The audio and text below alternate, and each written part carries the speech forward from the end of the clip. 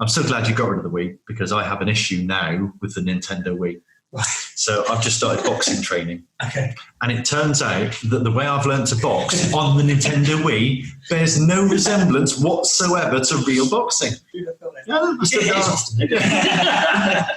doing these hooks. He's like, why are you doing these massive, over-exaggerated hooks? I'm like, well, it doesn't register otherwise. Hey everybody, it's John Lamberton here alongside my good friend and business partner, Mr. Jason Brockman.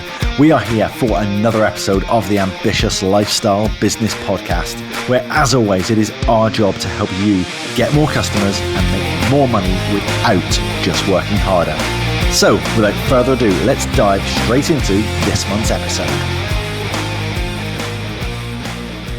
Hey everybody, welcome to episode 58 of the Ambitious Lifestyle Business Podcast. As always, our job is to help you make more money and grow your business without just working harder. Now, if you enjoy getting the tools and tactics from this podcast and from my books, then you might also enjoy getting a brand new big idea from me every Wednesday lunchtime. If you do, just go to bigidea.co.uk, enter your best email address, and I will do the rest for you. So our guest today is Ben Knight from High Five Sports and Activity Camps.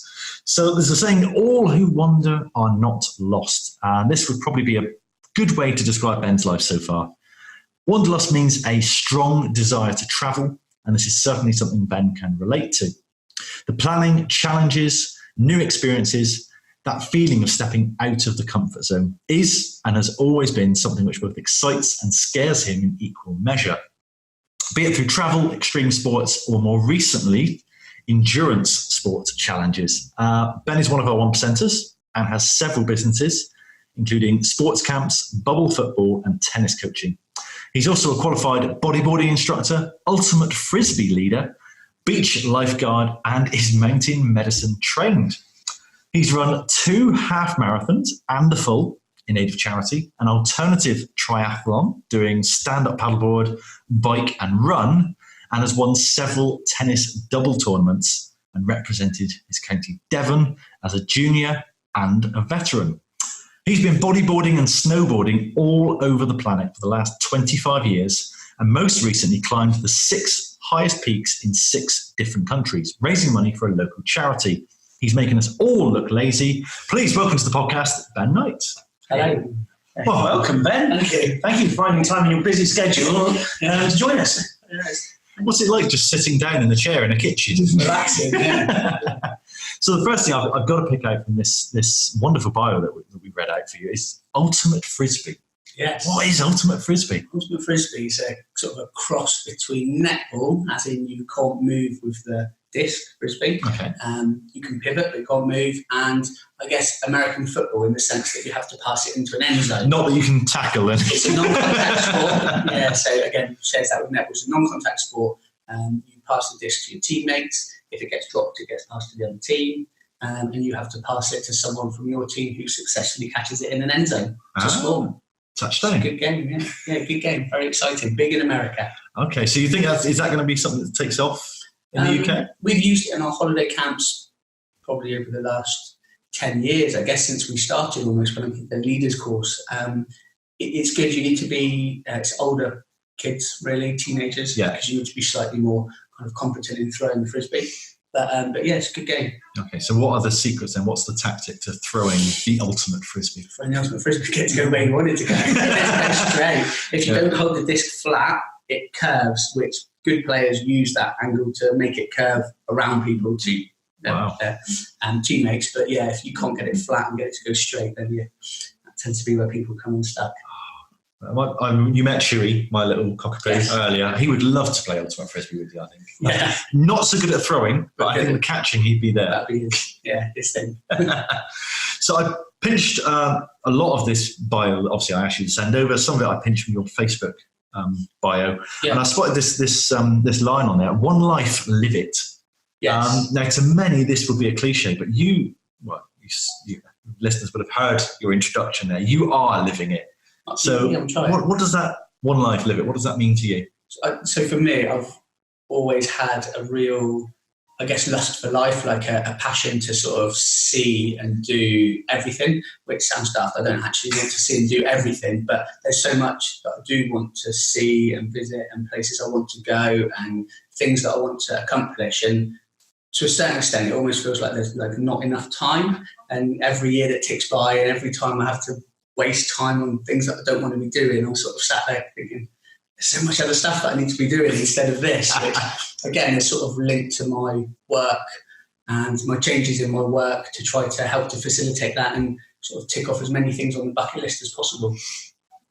I remember reading years and years ago in Life in Half a Second, and it talks about not how old you are, not how many years you've lived, but how many days you've got left. Yeah. And every single day that you waste, it's just another one that you ain't going to get back. You're the youngest you're ever going to be again. Exactly, that number's never going to be higher. Yeah.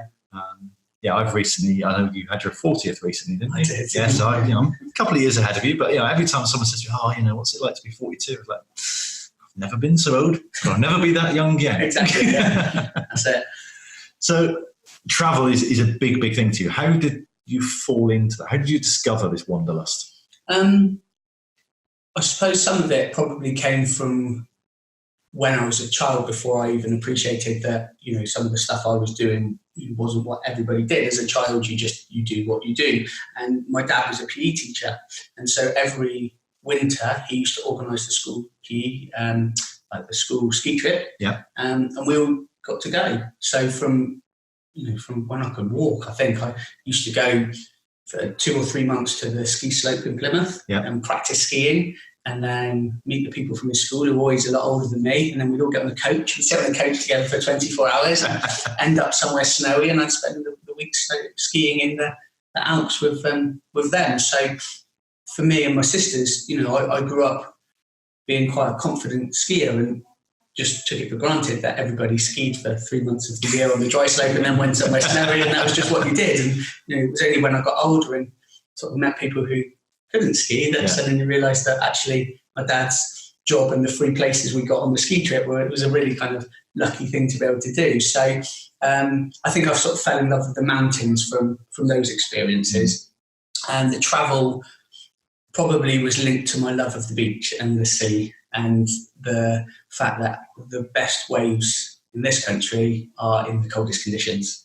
And so the colder and stormier it is, the better the surf is, but the thicker the wetsuit. Yeah. And so obviously, growing up looking at all the surf mags from Australia and Indonesia and, all these places where people surfed in boardies, it was like, actually, I need to get out of this country and go and see these places and surf the waves in boardies. And so, it probably stemmed from that. So you developed a love of the cold?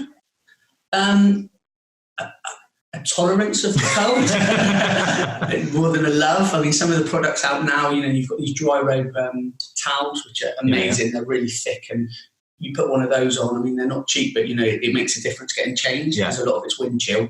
The wetsuits are so good now that the neoprene's quite stretchy. So although you've got 5 mil of it around you, you feel like you can move a bit. I can remember back in the really early days up at Croyd, my mum had taken us down because we couldn't drive, and we'd gone in middle of winter, and my friend who I was with, Joe, had a solar wetsuit, which was like a hand-me-down that his dad had got him. The zip didn't really work on it. He couldn't get it on and off, and literally he was hanging off the bumper of my mum's car with me and my mum hanging on the suit trying to get his legs out of it in February in about -10 wind chill. Ooh. So things have moved on from then, and I can tolerate the cold, but if I've got a choice of cold or boardies, then give me boardies. Yeah, definitely. Here. I think because you've been one of our 1%ers for just over a year now. Yeah. And I remember one of the first meetings that you came to, I think I was doing the cold showers at the time. Yeah. And you picked right up and you're like, hey, get on with that. Is that because you're familiar with like Wim Hof and everything like that? So like, got to do this. And I think I dropped it after like 2 weeks. I think the next meeting, like, how are you getting on with the cold shower, Johnny? Cold showers. Yeah, I remember something like that. Yeah. Do you know what? I'm back on it again. Are you? Yeah. So we are recording this mid-October. I think I'm about a month in now, and I've not missed one. I every hot shower I have, the last minute now, is cold. And do you know what? I've adapted because now it's 2 seconds, where it's like, oh, that's uncomfortable, and then you adapt, and it's like, that's really weird. So I can run a coach, get myself under a cold shower now, absolutely fine.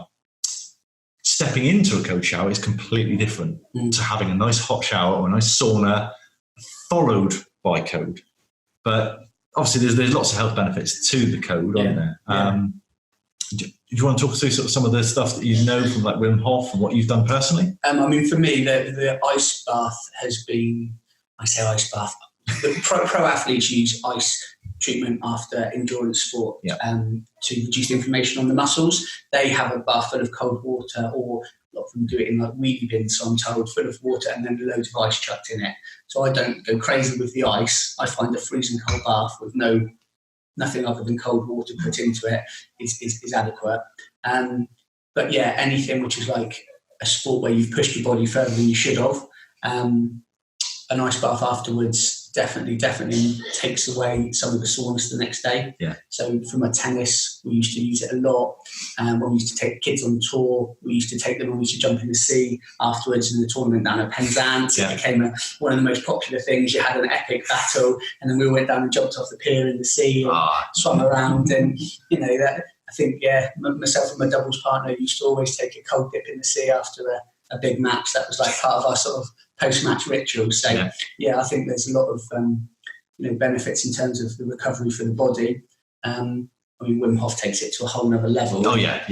Climbing Everest in shorts. But also the whole he did, or think apparently they've tested him and his immune system is more able to fight disease, and he's almost kind of created a superhuman version of the human immune system by all of the exposure to the cold. So some of his stuff's really interesting. Yeah, I was listening to a podcast the other day, and it was with a chap who had swum around the coast of the UK, and I can't remember how long it took him, but it was either 60 days or 90 days. It was around 2-3 months, and he didn't touch land the entire time. So he just literally would swim, they'd get on the boat, sleep overnight, back in the water the next day. And he said that he was so tired. At one point he was like swimming through raw sewage and he's just throwing up, and then he's swimming through his own vomit. And he said, but at no point during any of that did he get ill. And he said, didn't even get a cold, didn't get a sniffle, not a thing. He said, the only thing I could put that down to is the cold therapy. I was in the sea without a wetsuit, just because the wetsuit just chafed the entire time. So in the sea, just constantly. And said, it's the cold water therapy that's done it. It's amazing, isn't it? Yeah. So speaking of sniffle, I got a little one there. A little sniffle. So what's your main business at the moment, Ben? So I'm slowly moving away from tennis coaching, which has always been my kind of profession, I suppose, my trade, as it were. I run multi-sport holiday camps for children. We're called High Five Sports Camps, and we run out of 3 sites now in Devon. I've got aspirations for that. I'd like to see it grow. I'd like to see it really develop. That's kind of the key thing which I spend a lot of my time on. And then we also acquired, we've been doing bubble football, which if anybody doesn't know what bubble football is, they're these giant inflatable balls that you kind of get inside, your legs poke out the bottom, and you've got a harness in there and some hand straps, and you run into other people and bash each other over and go head over heels, and you can attempt to play games of football in them, which is pretty funny. I've seen some videos on YouTube. It's amazing. Yeah, it is. It's a real laugh out loud, and as much a spectator sport as it is for the players. But we've been doing a bit of that for a few years, but we acquired another business called Absolute Bubble Football.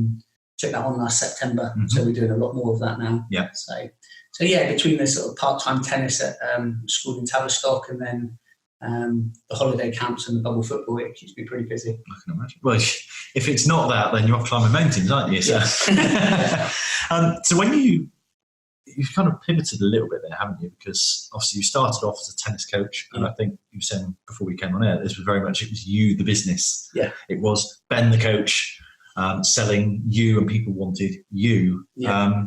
But you've moved away from that. Then why did you move away from being the face of the business, or being the business? I think probably like most people, you get told when you go to school, you work hard at school, you get good results. The more hard work you put in, the better the results that you get. And so that's sort of drummed into you from quite a young age. And so then when you kind of go out into the world, and I always knew wanting to work for myself. I've always kind of lived by my own set of rules a little bit. I don't really like kind of people telling me what I can and can't do. I sort of see that more as a challenge than as a, something to sort of follow. So when I kind of like left school, wasn't really sure what I was doing, and thought I could be a professional surf bum. But there's no money in being a professional surf bum because those people have all got trust funds. And so when I ran out of money and needed work, I started coaching.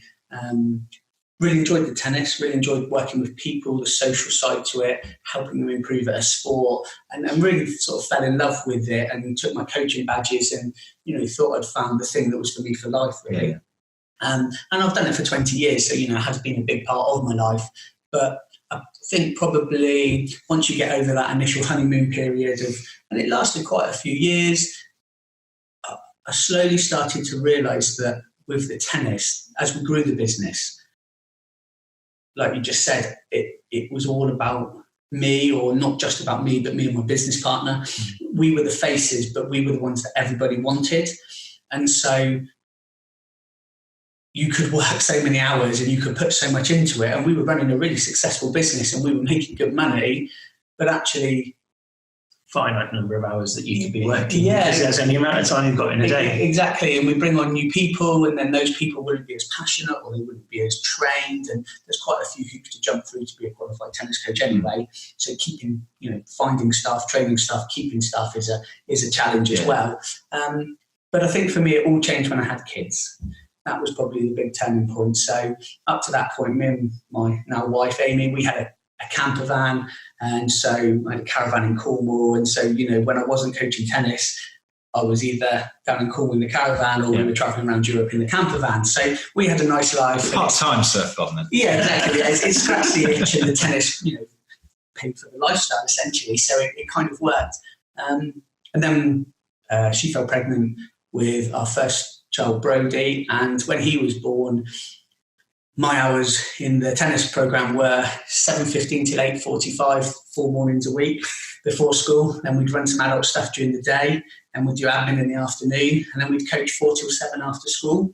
And then we'd coach all Saturday morning until 2 in the afternoon. And I suddenly realised that I had a son who didn't really know me, because my wife was single person parenting.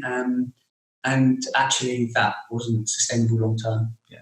And so then my psyche, I suppose, my mindset on it all started to change, and I started to think that perhaps I needed to find a different way. Yeah, I think so often kids are just the driver for big change like that. Yeah, certainly it was for me. The minute I found out Sarah was pregnant, it was like, that's it, everything's changed, everything's up in the air. Yeah. I've told the famous story before. Sat at the MLT garage reading Alan Sugar's autobiography, come across that line. I never really saw my kids much when they were growing up, and just hit me like a sledgehammer that this isn't what I want.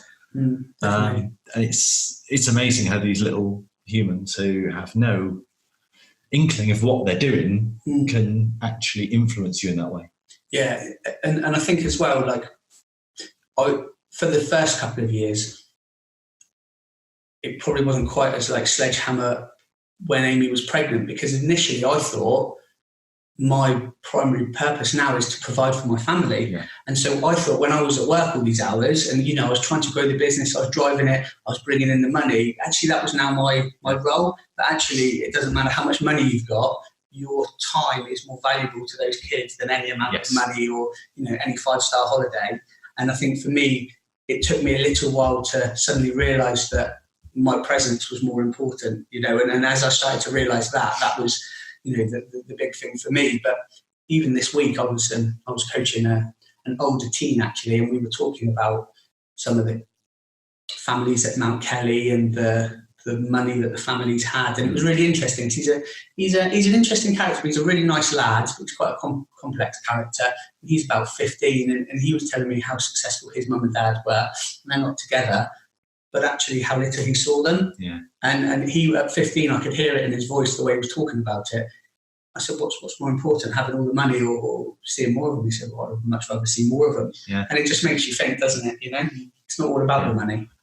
There's a line I think you said just now about the presence. And I thought, actually, I don't know if this will come across on the audio. I'll try and slow down and pronounce it properly. But kids would rather have your presence than your presence. Yeah, that's it. And I think so many people try and buy, children gifts and things because, well, that's what they want. My job is provider, so therefore I must provide a nice car and a big house and lots of Christmas presents and a nice family holiday, and that's what they want from me. Well, actually, no. A £9.50 holiday in caravan in Cornwall, it would be more than enough as long as you're there.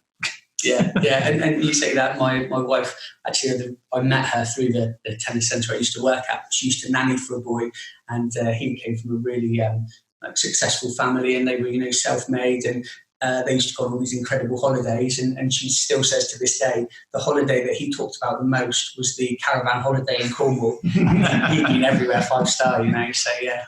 This episode is brought to you by Discover Cornwall. Caravan ways. So you started sliding out of your tennis coaching then, and you kind of founded another company. So this was the multi-sports and multi-activity things for holiday camps. How did that kind of make you go there? So they ran alongside each other. It started, we used to run a tennis program at Stover School, and their head at the time came to us and she said, we need to sweat the assets. It was... Well, it had been 2008, I suppose, 2009. So obviously there was quite a bit of financial stuff happening in the world. And one of the first things to go would be, your school fees for your kids. So she wanted some income from the holidays. And initially she asked for tennis camps. The tennis facilities at the school weren't great, but the facilities overall at the school were incredible. And so sort of ummed and ahed and came up with this idea of doing some multi-sport and holiday camps, and we went back to her with the idea, and she really liked it. And yeah, growing up, I used to do a lot of different sport. Played a bit of everything, and had fond memories of kind of school holidays with. We used to do something called the Plymouth Liverpool project, where kids from inner city Liverpool came to Devon or Plymouth and stayed with families. And we used to kind of have a beach day and have big rounders games and video nights at people's houses and all this different stuff. And I can just remember going on Dartmoor and it being great. And so actually, yeah, multi-sport, loads of different activity. They're active, they try everything. Sort of there'll be something that suits each and every person. And so, yeah, it grew from there. And I think we kind of hit on something at a time when more families were working, during holidays, both parents working again.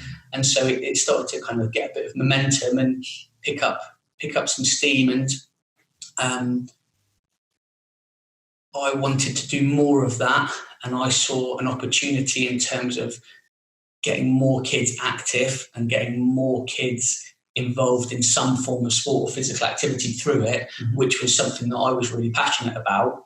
And the tennis, although tennis is a great sport, it's a tricky sport, and you can go through your whole life and never play tennis and still have a great life, but actually you need to do something that's active.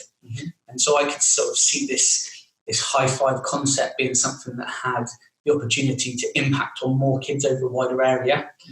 Also, the workforce that we could get to work within the camps was much bigger, because anybody who had a sporting background, a coaching background, a teaching background, anybody who could bring something a bit different to the camps, well, actually, that's who we want. So rather than it being all about me, it's about facilitating, with good venues and great staff, bringing them together and giving these kids incredible holiday camp experiences. And so that was where the passion kind of really came from. Excellent. It's interesting. So a lot of what you're doing is kind of getting those kids away from the phones, the tablets, the Xboxes. Yeah. I'm going to be a YouTuber.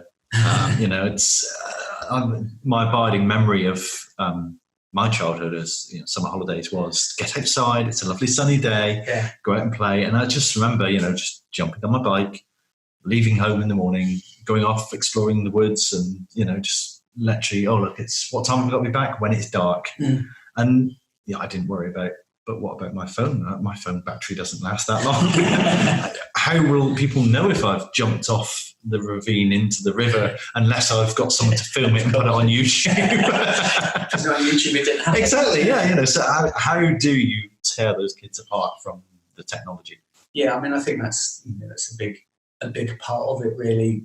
Technology is amazing, and what we can do now with technology, it has its place, and I'm a big fan of it. I'm a big Apple user, but I'm a little bit addicted to my phone, and I'm a little bit addicted to social media, and probably the last thing I do at night is check Facebook, and it's probably the first thing I do a lot of mornings along with my emails, and it's the last thing you do at the night and the first thing you do in the morning, you've got a problem. So, and I understand that, and I'm an adult, so I can get my head around it and I can police it and, sort myself out. But for kids, I was reading something that said that like the dopamine levels in their brains when they're on these tablets and stuff, like the reason they go so crazy when they get taken off them suddenly is that they're on this big high, and it equates to like if you were watching a big football match on the telly and then somebody stood in front of the screen so you couldn't see it at a crucial moment, how would you react? And these are kids who can't regulate their emotions as well as adults and don't understand things as well as adults, and so these kids are being put in this really sort of stimulated environment. And some parents perhaps are using it as a babysitting tool a little bit, and it keeps them quiet and they can get on with stuff. So again, there is a time and a place for it, but we don't really know what the long-term effects for these kids being on this, these devices is. And actually, the research shows kids are less active. Their throwing and catching is not as good as it used to be. Yeah. They aren't always as able to ride bikes, they're running less, they're moving less, which is all the things that you did without even thinking you were learning skills when you were a kid. Yeah. And so for our holiday camps, what we're looking to do, we're extreme free. So, we in the early days, we had a Nintendo Wii, and we decided to get rid of it because actually it goes against what we're about, which is there's loads of other ways to have fun, and it's be active. Yeah. Try new things and find something that kind of sparks that interest in you. Yeah. So I'm so glad you got rid of the Wii, because I have an issue now with the Nintendo Wii. Right. So I've just started boxing training. Okay. And it turns out that the way I've learned to box on the Nintendo Wii bears no resemblance whatsoever to real boxing. I'm doing these hooks. He's like, why are you doing these massive, over-exaggerated hooks? I'm like, but it doesn't register otherwise. How's the training going? It's tough, very, very tough, very hard. But we're only, as we record this, about 2 weeks in, so the gloves have only just really gone on. I've got my first bruise on my side, which is good. But yeah, really enjoying it. It is very, very tough. I've obviously done it to challenge myself. Yeah. But really enjoying it. Yeah. And it's just, it's immense. I thought I was quite fit, like cardio-wise. No. Turns out I'm not. But then I've also done things that I would never have thought possible. I think we ended last night's session. So we started with 7 minutes of hell, which was just, a minute of press-ups followed by a minute of mountain climbers, followed by a minute of burpees, followed by a minute of... no breaks. No breaks at all, straight into it. Yeah. Then we do 45 minutes of sparring. And they say, okay, you can finish as soon as you've done this last exercise. All you've got to do is 100 straight punches. Your partner will then do 100 straight punches, then do 100 hooks, then your partner will do 100 hooks. Then you do 100 uppercuts, then your partner does 100 uppercuts. Then you get on the floor and do 50 press-ups, and then you can finally sit down and do 50 sit-ups. Then you can go. As soon as you've done all that, you're free to go. And now if you'd said to me at the start of the evening, John, you're going to do 100 straight punches, 100 uppercuts, 100 hooks, 50 press-ups, and 50 sit-ups with no breaks after 50 minutes of exercise, I'm like, no, I can't do that. And yet, when I'm in a room of people doing it, I'm not going to be the one who says I can't do this. No chance. No. Group exercise is a good motivator, isn't it just? Yeah, definitely. So, speaking of exercise, we better talk about the mountain climbing. Challenges. That's what challenges I was going with. That's good. Yeah. So 6 peaks in 6 countries over about a 2-month period. Yeah. That's an interesting summer holiday. Yeah. How did that come about? Oh, interesting when, as we nicknamed in the 1% Club, that summer's my silly season. So, how did it come about? I think I spent quite a bit of time in Chamonix snowboarding, and spent quite a lot of time maybe sat in après bars, I suppose, looking up at Mont Blanc and talking about the fact that it's a pretty impressive mountain and saying I should climb that one day. I think I probably said it more one time too many, maybe, and it sort of got to that point where it's like, if I don't actually go and climb Mont Blanc, then I'm all talk and no action. You could have been that person saying, I could have climbed that. Yeah, But now I can. I've got an excuse not to now. Yeah, that's it. So, and I wanted to do something big before my 40th. So it kind of came from the reverse engineering. Yeah. So I want to climb Mont Blanc. So I think that was the initial idea, to go climb Mont Blanc. And then I thought, well, I'm going to have to do some training to get fit enough to do it. You thought 500 peaks was a good training program. Basically. It was actually meant to be the high five to link in with my business. So I'd kind of thought I'd do the 4 in the UK and then Mont Blanc. So the 4 UK ones would be the training ones, and then that would get me ready for the big one. And then I met Ruth from Families for Children. And I knew somebody who worked with Families for Children. We've worked with quite a few looked after kids. And the thing that I suppose resonated with me was, having worked with families and worked with kids for all these years, is actually when you meet people who work in adoption agencies who work with looked after kids, when they talk about the children, a 14-year-old isn't a 14-year-old. A 14-year-old probably emotionally is 7. And actually, although these kids look the same age as their peers, because of what's happened to them and through no fault of their own, they've been damaged essentially from a young age. Emotionally, they're so far behind children of the same age. And so people who foster, they're not just taking on another person to look after, they're taking on a person who actually has got a lot of emotional baggage. And when I started talking to her, and the more we talked and thinking about the kids that we'd had and understanding a bit more about maybe where their challenges were coming from, it sort of then just sort of fell into place for me. And it was like, I need to do something to support these guys. Yeah. So I told her about the High Five Challenge. Yeah. And then, it went from there really. And so the High Five with the guide that I booked the program to do the Mont Blanc, we actually went up Gran Paradiso, which is the highest peak in Italy, as a training climb to get us ready for Mont Blanc. Right. So that's 4,070 metres. Wow. So they want to get you up to altitude. They want to check that, you're okay up there. You sleep 2 nights at altitude, so you get used to what it's like. But that took the High Five up to the High 6, actually. So you're renaming the business High 6 now? Sort of change, yeah.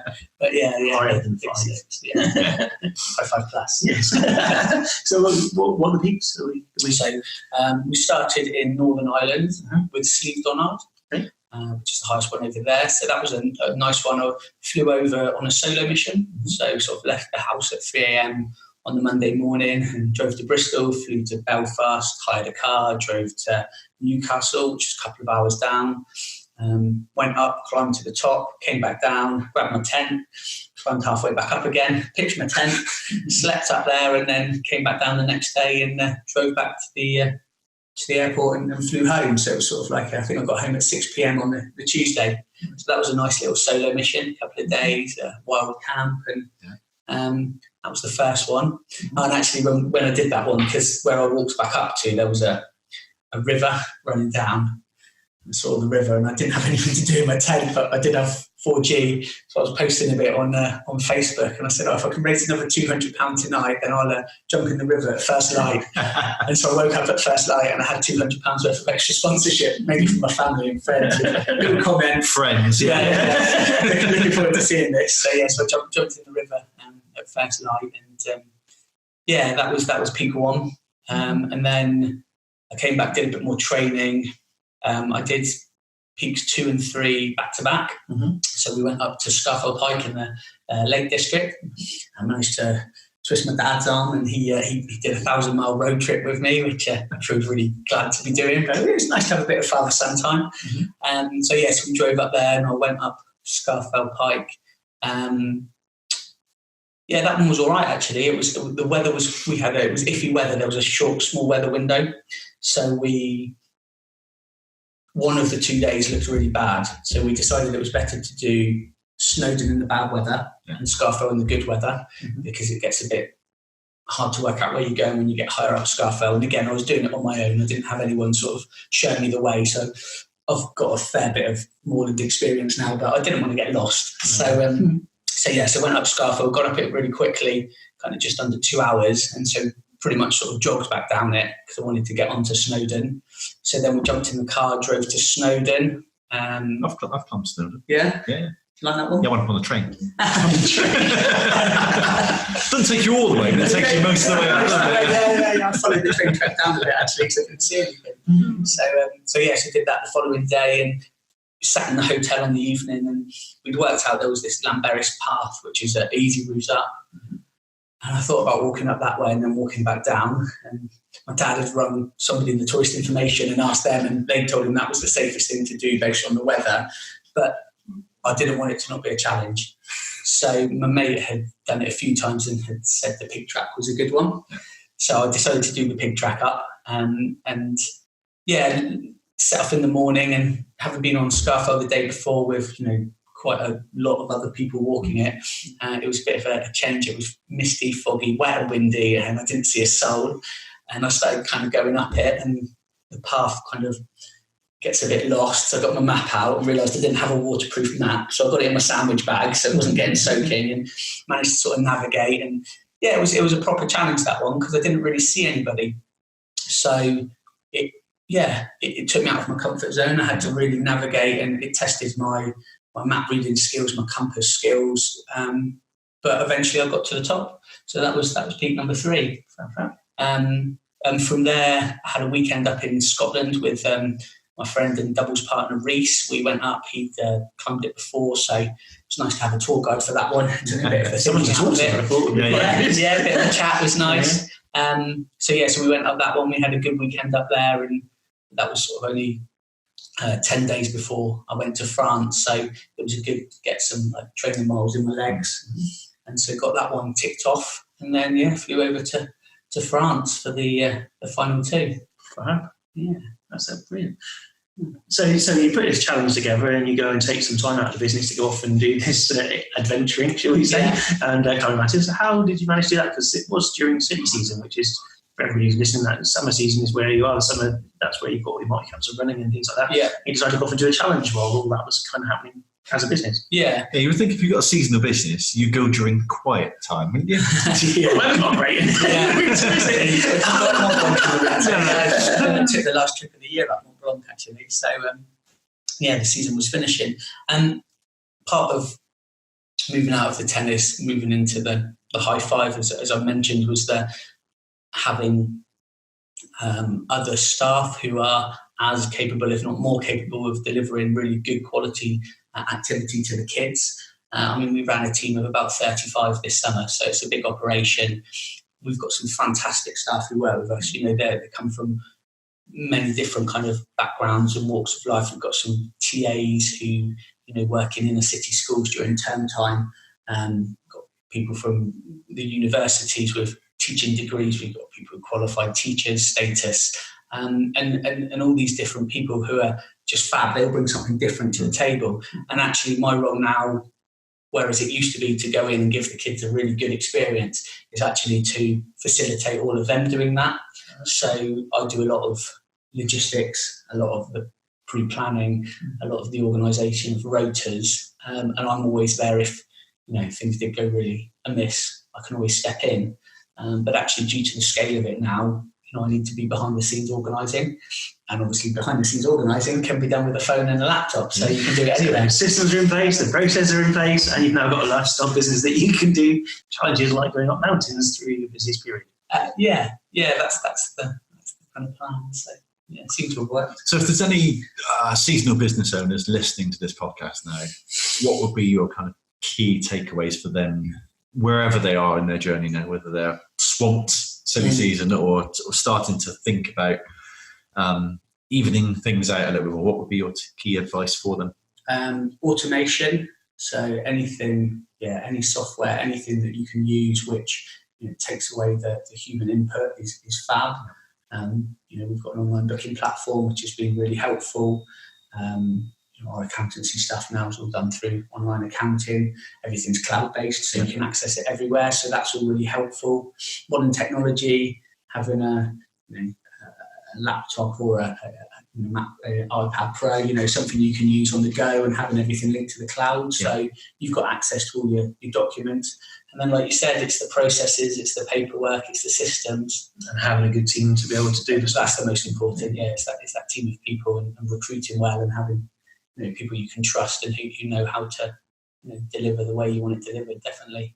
And I guess for you, it's particularly clever way of recruiting, and that is you're taking teachers who would have a normal 6-week holiday or longer for some of the private schools and stuff like that, and using their time that would be off time to go and enjoy the stuff that you've got to offer your kids as well, haven't you? So actually your recruitment base, they'll be in it seasonal. We found staff that are also seasonal as well, so you haven't got to recruit them for the year round. No, that's it. I mean, students always historically are looking for summer work and holiday work, and like you said, I mean, I think in schools there's lots of people now as well as the teachers, and I suppose the teachers they command the highest salaries, but actually the TAs who work incredibly hard and do a great job as well, don't get half the recognition financially that the teachers do. So some of our best people are either qualified teachers who want a bit of extra holiday money, holiday work, or TAs particularly who don't need 13 weeks holiday but actually do need to supplement their income. So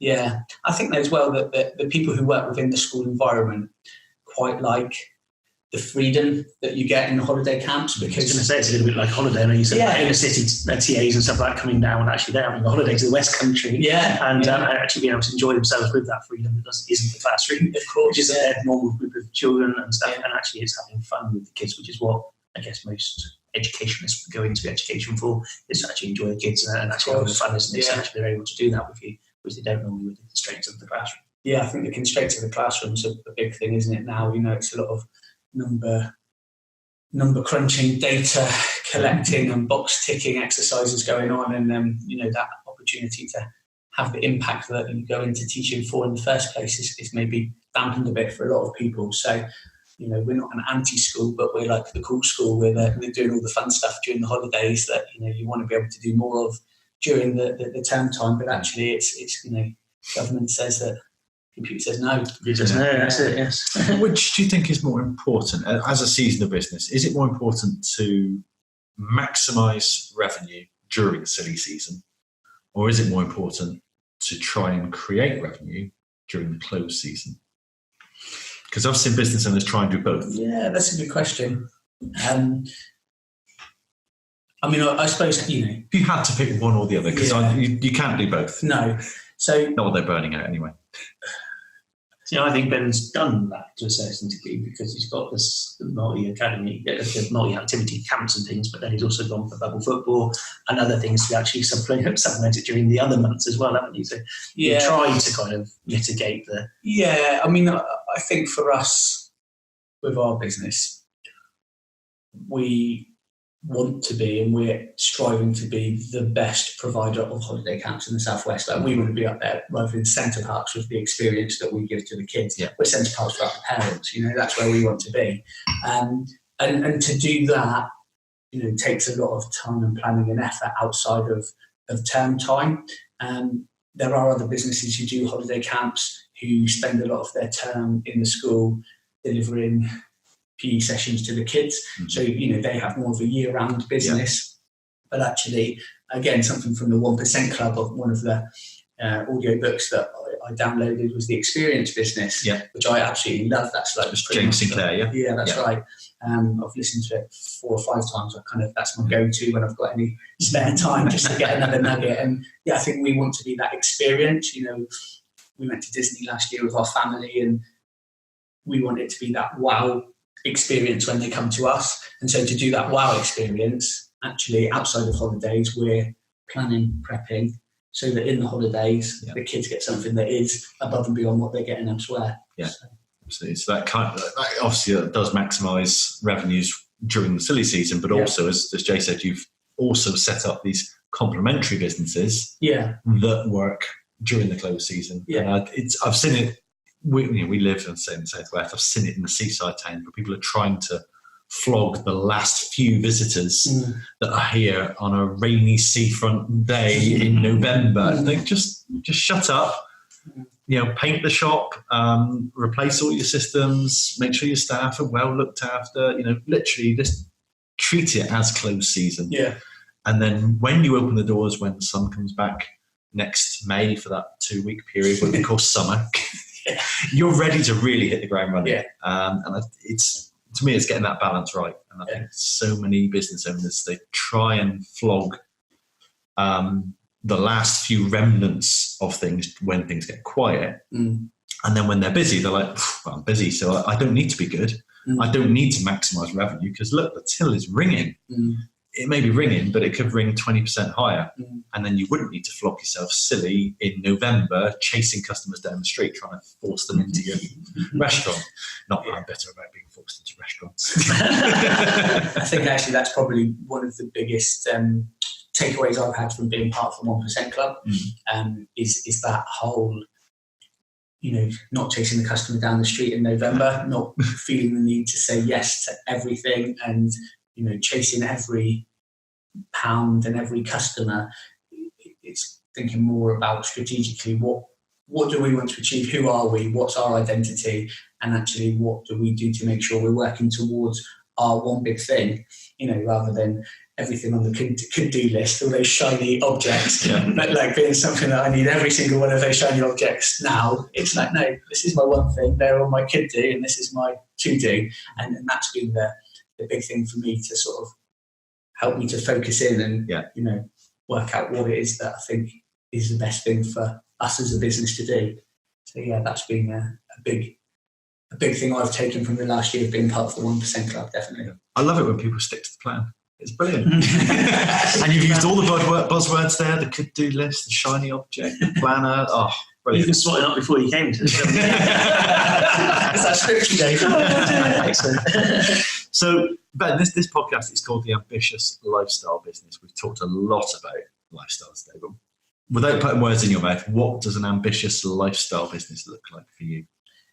So for me, it's the freedom of time, and that doesn't mean all my time because everybody has to do something, otherwise you're retired. So it's the freedom of time to be able to make choices about when I work, and that doesn't mean that I don't ever want to work, or I'm happy to be put into situations where at certain times of the year I have to work, and I have to work a lot, and I have to work even long hours at some points, but actually for periods of the year to be able to step back and say, okay, I'm going to do the school run every day. I'm going to spend the weekends with my family. We're going to book those holidays and we're going to spend some time at the beach, or we're going to spend some time in the mountains. And actually, I'm not off work on holiday because I can take my portable office with me, and the phone and the iPad come, and the laptop, and actually we can work wherever, because it's not about having 2 weeks a year where you take a family holiday. It's actually, we have extended periods of the year where we work remotely. And so for me, it's about that remote working, and I'm happy to work hard as long as I can play hard. Yeah. So it's a bit of flexibility in it, I think. Yeah, I think we get this notion of the laptop lifestyle, and it's this classic image, isn't it? There's a beach, there's a palm tree, there's a pina colada, and there's a laptop. I have no idea where the power cord is for it. It's clearly not an Apple product, is it? There's sand all in the laptop and the glare from the sun. No. So ultimately, but you've countered that and said, look, this is what the remote working is really about. It's about taking the equipment with me so that I can almost keep the business going whilst away.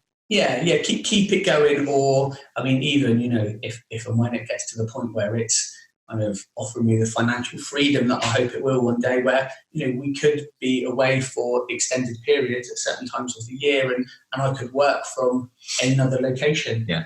So don't get my wife started on the schooling implications of that, but that's a whole nother podcast. That's definitely. We must get my wife on, your wife, to have a podcast about that. I think it's a very interesting conversation. Homeschooling going. It's good. Okay. Yeah. We are 6 weeks in now. We're coming up to the end of our first half term. Yeah. And it's going well. Good. Kids are relating to it. They're enjoying it. They're thriving. That's more than anything. They are really, really, absolutely motoring ahead. Sarah said they'll probably have done a year's worth of work by Christmas. And we're not doing as many hours. So we're almost working smarter, not harder.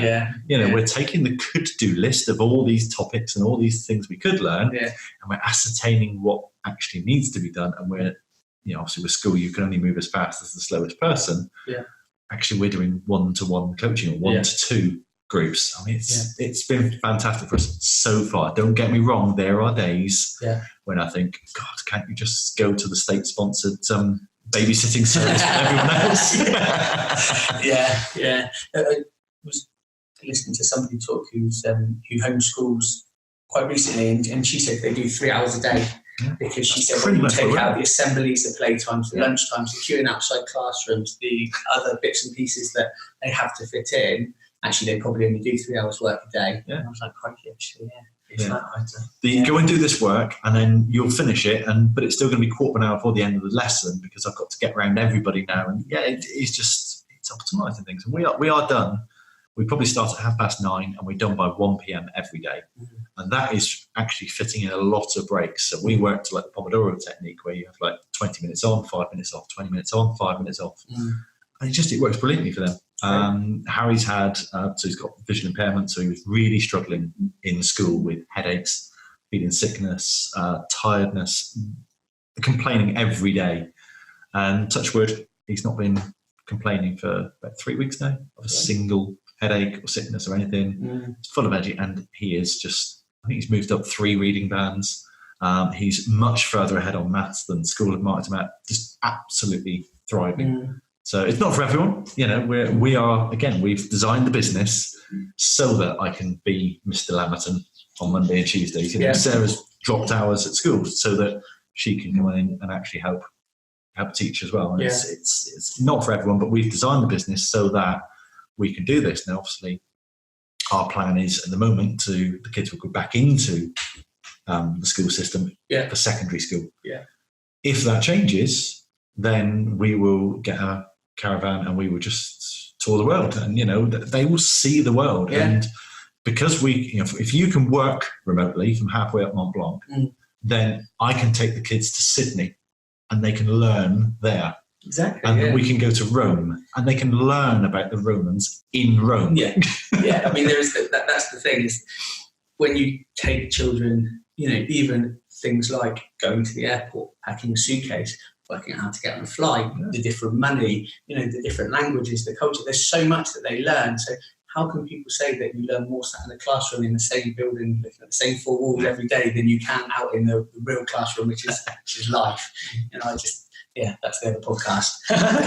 So we've been in schools and we've been spending time and we've got more active. And Ben, you've been fantastic to have on the whole podcast. Thank you ever so much for coming along today. It's been brilliant, hasn't it? It's been really good to have you. Thank you. I'm going to go and have a cold shower now. For those listening, Ben, who would like to get in touch with you, what's the easiest way for people to reach you? So you can phone me up. We're highfivesportscamps.co.uk and we've got contact forms through that, or absolutebubblefootball.co.uk if you fancy having a blast in some giant inflatable Zords. Awesome. Thank you very much for joining us, Ben. Cool. So there we are, another episode in the can. How was it for you? Please let us know. However you listen to these podcasts, please leave a review on that platform. Let us know what we can do better, what you like, what you don't like, and how we can improve to make this show even better for you. We'll see you next time.